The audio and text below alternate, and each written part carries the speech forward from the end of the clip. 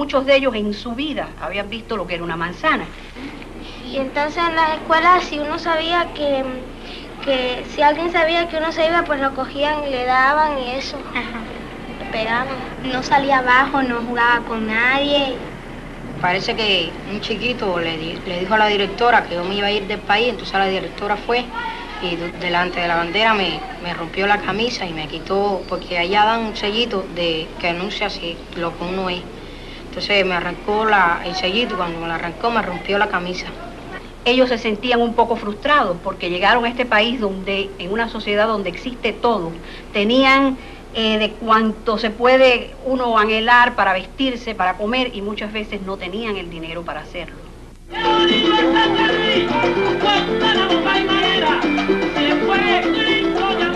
Celia Cruz, la guarachera de Cuba, la llaman la reina.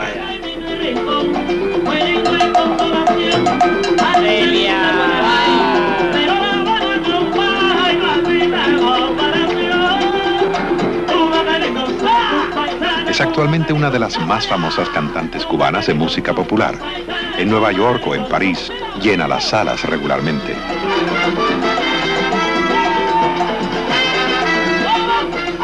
Aquí la vemos como reina del carnaval latino de Miami, junto a Tito Puente. Este es el pueblo de Cuba, está con nosotros en este momento aquí, celebrando los carnavales, igual que en La Habana. Tiene bastante semejanza. Eran tan animados como estos, llenos de carrozas hermosas, llenos de mujeres tan bellas como las que hay aquí y llenos de entusiasmo.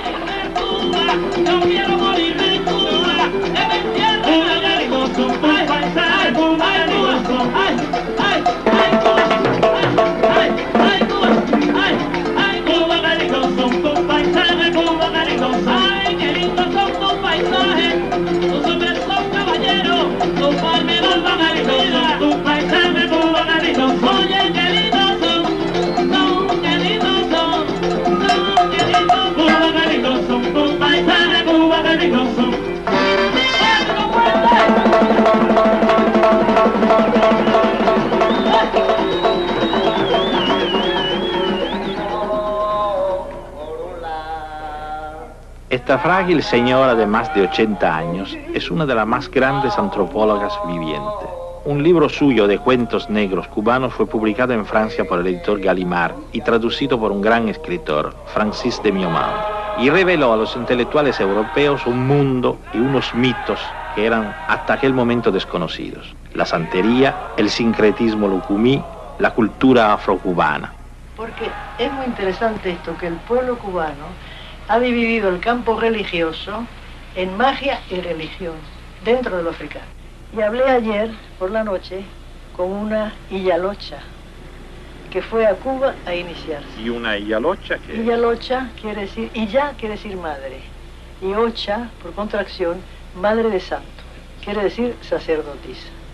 Entonces ella me contó y me dijo, aparentemente hacia el público se quiere que se crea que no hay persecución, pero hay una gran persecución y a veces los meten en la cárcel.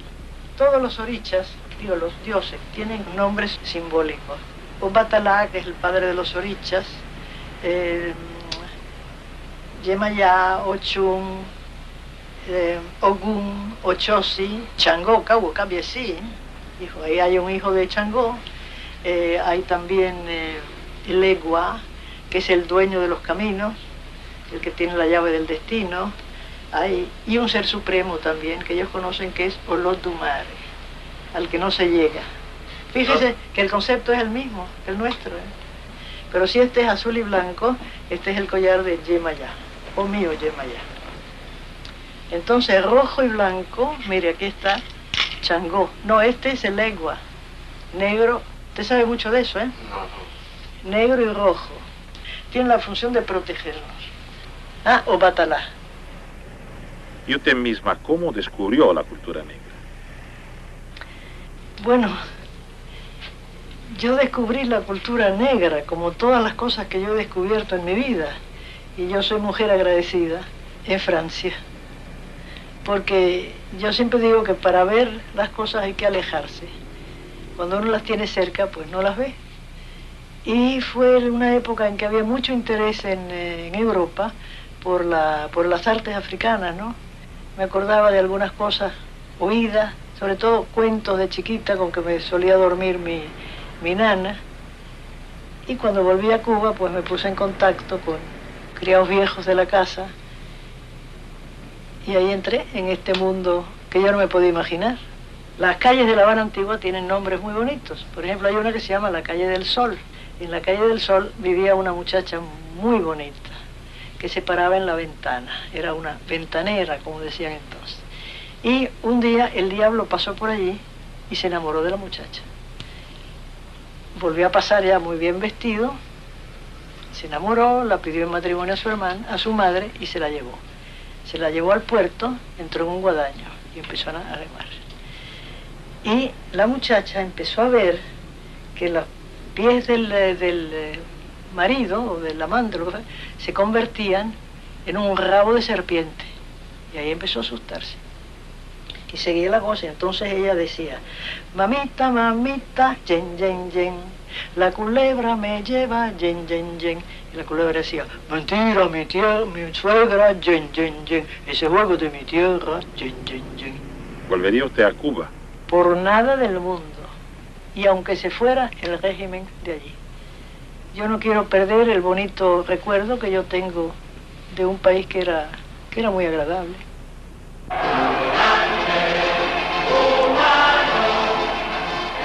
Este es el comandante Huber Matos, héroe de la revolución. Después del triunfo, Matos le envía una carta privada a Castro denunciando la infiltración comunista en el ejército. Castro ordena su detención, amenaza con fusilarlo y finalmente lo condena a 20 años de prisión que Huber Matos cumple en su totalidad. Juntos en la Sierra Maestra, jefe militar de Camagüey, yo director de la revolución, ahora nos encontramos de nuevo en el exilio. Una de las cosas características del sistema es una crueldad que no tiene justificación. En las prisiones, ¿no? Se supone que el hombre preso ya es un hombre que está en régimen de castigo, de privación de libertad. Pero es que además se añade una serie de cosas horrorosas que son inconcebibles, que solamente se pueden explicar si los gobernantes son gente enferma. No sé, no se entiende. Creo que es una forma de demostrar la impotencia del sistema para doblegar a los hombres con vergüenza y con ideales. La democracia es un sistema que, si no es el sistema perfecto, por lo menos permite la libre expresión de las ideas, la confrontación ideológica, permite que el hombre escoja un mejor camino. Y esto pues tiene que ser defendido. Esto es cuando el hombre puede expresarse, cuando puede organizarse, cuando puede creer en Dios o no creer en Dios. El hombre se comporta como persona humana. Cuando por el contrario viene el totalitarismo, pues todos los derechos son castrados. Todo lo que es derecho se acaba, no hay opción. Y entonces viene, detrás de la instauración del sistema, viene la creación de un verdadero aparato policíaco, de un aparato represivo que arroja al hombre y que le hace infeliz. Si defendemos la democracia, tenemos que defenderla con los demócratas, junto a los demócratas. No nos podemos aliar a los elementos que pisotean los derechos de sus pueblos con el pretexto de ser anticomunistas. Por eso estamos en confrontación con el comunismo. Pero otros regímenes que pisotean los derechos de sus pueblos y que hambrean a los pueblos, que los humillan, son para nosotros igualmente repudiables. La única vía es la de respetar eso que se llama pluralismo de las ideas, respetar el derecho de los demás a pensar, a organizarse, a vivir, el bienestar del trabajador, del campesino, y luego una serie de valores que caen en el campo del espíritu, ¿no? Como eso de ser nosotros mismos, sino de convertirnos en apéndice de una potencia extranjera, cualquiera que sea esa potencia, porque nosotros, si estamos frente a la dominación soviética, también repudiaríamos cualquier otro tipo de dominación extranjera. El hombre frente a la fuerza, el hombre frente a la brutalidad.